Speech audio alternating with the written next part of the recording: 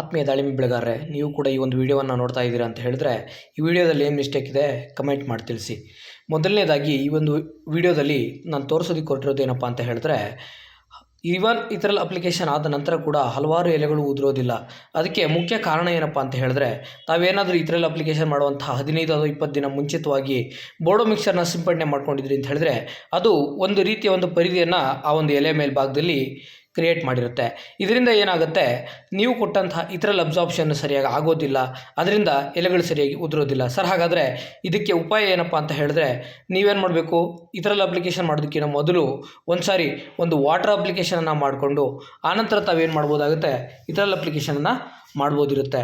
ಹೀಗೆ ಮಾಡೋದ್ರಿಂದ ಏನಾಗುತ್ತೆ, ಅದ್ರ ಮೇಲಿರ್ತಕ್ಕಂತಹ ಒಂದು ಏನು ಬೋರ್ಡೋ ಮಿಕ್ಸರ್ ಇರುತ್ತೆ ಅದು ಎಲ್ಲವೂ ಕೂಡ ವಾಶ್ಔಟ್ ಆಗಿ ನೀವು ಕೊಟ್ಟಂತಹ ಇದರಲ್ಲಿ ಅಪ್ಲಿಕೇಶನ್ ತುಂಬ ಚೆನ್ನಾಗಿ ಆಗುತ್ತೆ. ಹಾಗೆಯೇ ಉತ್ತಮವಾದಂತಹ ಎಲೆ ಉದುರುವಿಕೆಯನ್ನು ತಾವು ನೋಡ್ಬೋದಾಗಿರುತ್ತೆ. ಧನ್ಯವಾದಗಳು.